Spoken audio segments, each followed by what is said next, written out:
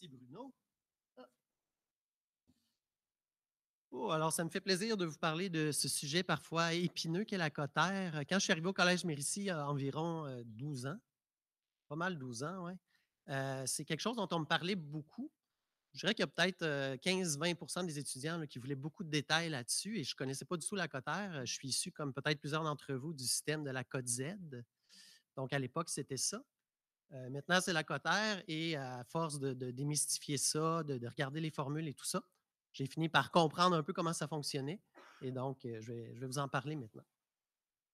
Hem, le calcul de la cotère, comment il se fait? Ça va être vulgarisé un petit peu, mais c'est très près de la réalité. On n'entrera pas dans les détails de la formule, mais on va voir tous les principes. Alors, ça se fait en 2 étapes. La première étape, c'est une cotère qui est calculée seulement par rapport au groupe dans lequel l'élève se trouve. Alors, on ne tient pas compte du fait que ce groupe-là est peut-être plus fort que d'autres, peut-être plus faible. Et cette cotère-là, il faut savoir qu'elle n'est jamais publiée. Alors, l'élève ne la verra jamais. Le ministère le voit dans ses ordinateurs, mais c'est temporaire, c'est juste une étape de calcul. Les universités ne le voient pas, l'élève ne le voit pas. Alors, c'est vraiment juste un départ. On va prendre Charles. Alors, Charles est dans un groupe au collégial. Son groupe, j'ai mis 5 élèves, mais en réalité, ce serait probablement 20-30 élèves. Et imaginez une échelle de force, c'est-à-dire que à gauche, c'est plus faible, à droite, c'est plus fort. Donc, Charles est plus fort ici que la moyenne de son groupe. Supposons qu'il était à 8 points de la moyenne, 8 points au-dessus. La cotère, par convention, est fixée à une moyenne de 25. Ça veut dire que Charles a 33. Le problème, c'est que si Charles offre exactement la même performance, il est aussi bon, il étudie aussi fort, mais il est dans un groupe plus fort un petit peu. Fait que vous voyez, le groupe s'est déplacé vers la droite, donc il est plus fort. Charles va être maintenant seulement 5 points au-dessus de la moyenne de son groupe. Ça veut dire, comme la cotère moyenne est fixée par convention à 25, qu'il va avoir seulement 30. Alors, il y avait 33 dans un groupe plus faible, et là, il est à 30 dans un groupe plus fort. C'est ce qu'on ne veut pas. Alors, ce qu'on veut faire en réalité, c'est pas mesurer Charles par rapport à son groupe, c'est le mesurer par rapport à l'ensemble, pardon, l'ensemble des élèves du Québec. Si on le mesure par rapport à l'ensemble des élèves du Québec, ben, que son groupe soit fort, faible ou même très faible, vous voyez que la distance en bas ne change pas. Alors, c'est cette distance-là qu'on veut mesurer parce que si on compare tout le monde au même groupe qui est l'ensemble des élèves du Québec, ben, c'est comparable et c'est juste. Alors, la cotère partielle dont je viens de vous parler, c'est un petit peu l'équivalent de la cote Z qu'on avait dans le temps. Ça ne tenait pas compte de la force du groupe. On avait donc avantage à être dans le groupe le plus faible possible. Et c'est pour ça qu'il y a des gens, des fois, qui s'inscrivaient soit dans les cégeps qui pensaient plus faibles ou qui prenaient des cours d'été. Parce que les cours d'été, hein, qui prend ça habituellement, ben, c'est les gens qui reprennent le cours. Alors, c'est des groupes plus faibles. C'était une stratégie qui était valable. Maintenant, on a une deuxième étape, c'est l'ajout d'une correction. Et cette correction-là dépend du groupe dans lequel vous êtes pour compenser justement l'avantage que vous avez eu ou l'inconvénient que vous avez eu à être dans un groupe plus faible ou plus fort. On va faire un petit peu de physique avant de commencer. Imaginons que Charles veut se rendre à l'épicerie et ce qui nous intéresse, c'est de trouver la distance entre Charles et l'épicerie. Mais on n'est pas capable de la mesurer directement. On sait par contre qu'il est à 300 mètres de l'étang et que l'étang est à 150 mètres de l'épicerie. OK? Je vous ramène à vos années d'études. Quelle est la distance entre Charles et l'épicerie? J'attendais d'avoir la bonne réponse. Alors, 450 mètres, vous avez raison. Il pourrait arriver que ce qu'on cherche, la distance entre Charles et l'épicerie, se calcule de façon un peu différente. Si l'épicerie est plus près de Charles que l'étang, ça va être plus difficile. On connaît la distance entre Charles et l'étang, 400 mètres. On connaît la distance entre l'étang et l'épicerie, 100 mètres. Votre épreuve, trouver la distance entre Charles et l'épicerie, 300 mètres. Alors, on l'a calculé cette fois-ci par une soustraction. Et ce qui est important de remarquer là-dedans, c'est qu'on a trouvé par nous-mêmes la distance entre Charles et l'épicerie sans jamais la mesurer directement. On est passé par un intermédiaire pour trouver cette distance-là. Donc, on n'a pas besoin de mesurer quelque chose directement pour être capable d'obtenir la valeur. Qu'est-ce que ça veut dire pour Charles? Ben, supposons que Charles est 6 points au-dessus de la moyenne de son groupe.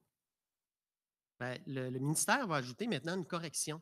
Parce que ce qu'on veut, comme on disait, ce n'est pas la distance entre Charles et son groupe, C'est la distance entre Charles et l'ensemble des élèves du Québec. Eh bien, si son groupe était 4 points plus fort que la moyenne du Québec et que Charles est lui-même 6 points plus fort que son groupe, ça veut dire que Charles est 10 points au-dessus de la moyenne des élèves du Québec. Alors, sa cotère, comme la cotère par convention, c'est 25 pour la moyenne, ben, il est à 35. Alors, on va retenir ce 35-là et on va regarder ce qui arrive maintenant si Charles se trouve dans un groupe plus fort. Alors, Charles est plus fort, pas Charles, mais son groupe est plus fort. Charles a exactement la même force qu'avant, mais il voit que son groupe est quand même fort. Il se dit, ouais, ça va être plus difficile, les élèves sont bons. Seulement 3 points au-dessus de la moyenne. Mais quand la correction va se faire, comme son groupe est plus fort que le groupe précédent, la correction, au lieu d'être plus 4, va être plus 7. Et donc, la distance totale va être encore 10. Alors, la cotère de Charles va être encore 35. Et c'est ce qu'on veut. Si Charles se dit, un peu à l'ancienne, je vais aller dans un groupe très faible, je vais m'inscrire dans un cégep, le cégep le plus faible que je peux trouver ou les groupes les plus faibles, bien, voyez, là, le groupe dans lequel Charles se trouve est très faible. Il est plus faible que la moyenne des élèves du Québec. Alors, sur le coup, Charles est bien content. Il voit bien que les gens dans sa classe ne sont pas fort forts. Il est 12 points. 12 points au-dessus de la moyenne de son groupe. Super. Sauf que quand on regarde la force de son groupe, cette fois-ci, au lieu d'être plus fort que la moyenne, il est plus faible. Soustraction, hein? Donc, 12 moins 2, 10. Charles est encore 10 points au-dessus de la moyenne. Et donc, il se retrouve encore à 35. Donc, il n'est pas avantagé d'être dans un groupe faible. Il n'est pas désavantagé non plus. Et c'est exactement ce qu'on veut. On ne veut pas qu'un élève soit favorisé ou défavorisé à cause de son groupe. Alors, vous voyez ici, si on déplace le groupe, la distance qu'on cherche entre Charles et l'ensemble des élèves reste la même.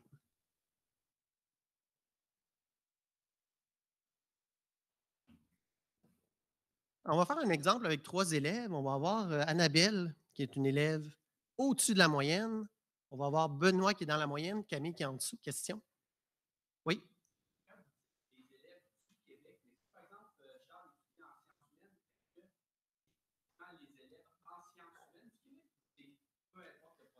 Oui, c'est peu importe le programme, dans le sens que si quelqu'un suit, si Charles est en sciences humaines, suit un cours de français, ben, on va quand même réussir à le comparer à l'ensemble des élèves du Québec qui ont suivi des cours de français, par exemple. Oui.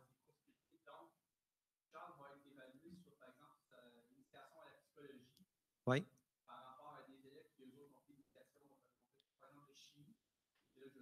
Oui, non, c'est pour un cours précis. Par exemple, s'il prend initiation à la psychologie et comparé à l'ensemble des élèves qui ont fait ce cours-là. Ouais, ouais. Oui.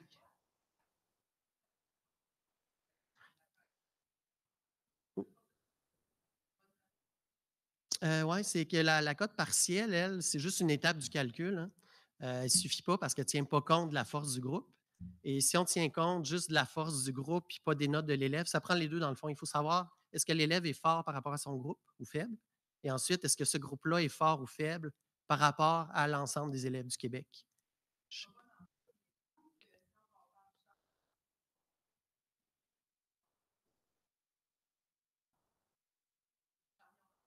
Comparé à l'ensemble des élèves du Québec plutôt que par rapport à son groupe à lui, ça revient au même? OK, je comprends. C'est que des groupes, comme le groupe de Charles, le groupe de Nancy, le groupe de, sont tous différents. Ils ont des forces différentes. Tandis que si on prend l'ensemble des élèves du Québec, c'est unique.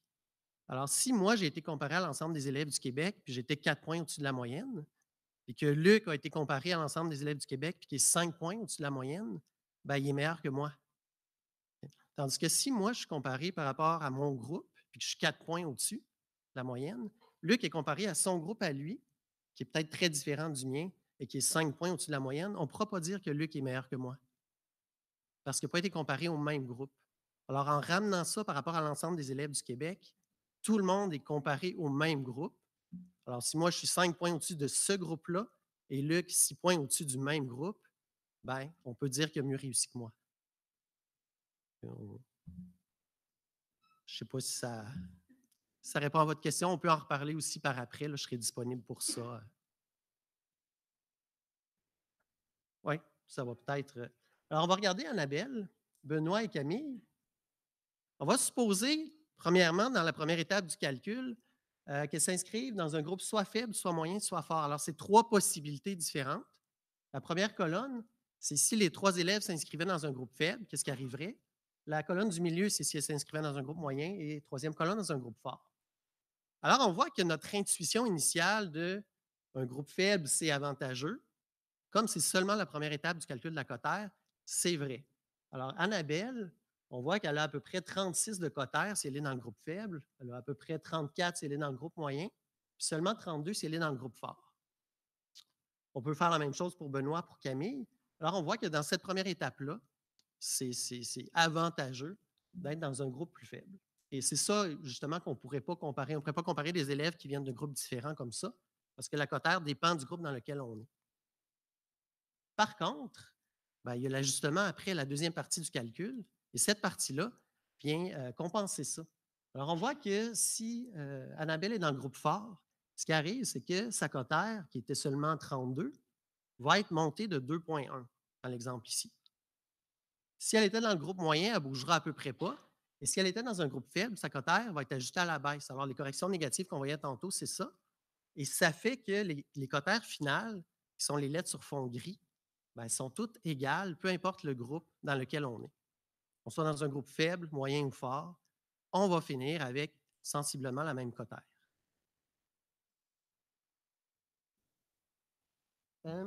La différence entre la nouvelle, vous avez peut-être entendu parler qu'il y avait une nouvelle cotère. Quand j'ai étudié la formule de la cotère, il y a une chose que je lui reprochais en particulier, mais je trouvais que c'était très bien fait. L'idée est là, de compenser justement pour que dans un collège ou dans l'autre, dans un groupe ou dans l'autre, finalement, la cotère finale soit la même. Et c'est justement ce qu'ils ont corrigé dans la nouvelle. Alors, quand j'ai vu la formule de la nouvelle, ben, j'étais fier d'eux. Ce qu'ils ont fait, ben, je vais commencer par une première différence, il y en a plusieurs, c'est que si un groupe est très uniforme, c'est-à-dire que les élèves sont à peu près aussi forts les uns que les autres quand ils arrivent au cégep, les cotères qui vont être donnés vont être plus uniformes que si c'est un groupe très hétérogène, il y a des élèves très forts et très faibles. Alors, auparavant, c'était pareil partout. Maintenant, on tient compte de la distribution des forces des élèves. L'autre chose, c'est que quand on veut déterminer si un groupe est fort pour trouver la correction, on regarde les notes au secondaire de l'ensemble des élèves qui sont dans ce groupe-là. Avant, qu'est-ce qu'on faisait? Ben, l'ancienne cotère disait: ah, Anne-Sophie a 85 de moyenne au secondaire, Marilyn a 88. Donc, Marilyn a mieux réussi. Ça veut dire qu'un groupe dans lequel Marilyn se trouve serait considéré plus fort que le même groupe où Marilyn serait remplacée par Anne-Sophie. Donc, Marilyn a mieux réussi. Avec la nouvelle cotère, ce qu'ils font, c'est qu'ils vont plus loin que ça. Ils regardent quelle était la moyenne du groupe aussi. Ce qui veut dire que si Anne-Sophie a 85, mais que la moyenne de son groupe est 72, elle est 13 points au-dessus de la moyenne, tandis que, tandis que Marilyn, elle, est 8 points au-dessus de la moyenne. Elle a une moyenne plus haute, mais elle est moins, distance moins de son groupe qu'Anne-Sophie. Alors, conclusion, avec la nouvelle cotère, Anne-Sophie va être considérée comme étant une élève plus forte que Marilyn. On tient compte aussi de l'écart type, mais en gros, là, ça, c'est une des grosses différences maintenant. On tient compte vraiment de plus de paramètres. Quelques mythes au sujet de la cotère, j'en entends à chaque année. Des élèves qui prétendent que telle affaire, un de leurs amis leur a dit que, et tout ça. En voici quelques-uns. Si je vais dans le cégep X, j'ai plus de chances d'avoir une bonne cotère que si je suis dans le cégep Y à cause de la force des groupes. Bon, comme on vient de voir, la force des groupes, hein, c'est compensé par la deuxième partie du calcul, ce qui fait que, c'est ce que je dis aux étudiants, je ne cherchez pas un cégep où la formule de la cotère va vous avantager à cause du type de groupe qu'il y a là. À performance égale, vous allez avoir une cotère égale. Ce qu'il faut trouver, c'est l'endroit où vous allez pouvoir donner votre meilleure performance, finalement. Mon groupe est plus fort que l'autre groupe. Ça arrive, hein, des fois, dans un même cégep, qu'on a des groupes plus forts que d'autres. Même chose.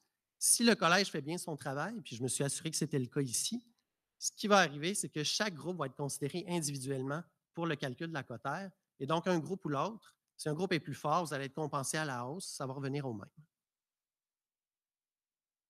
Mes notes du secondaire ont un impact important sur la cotère.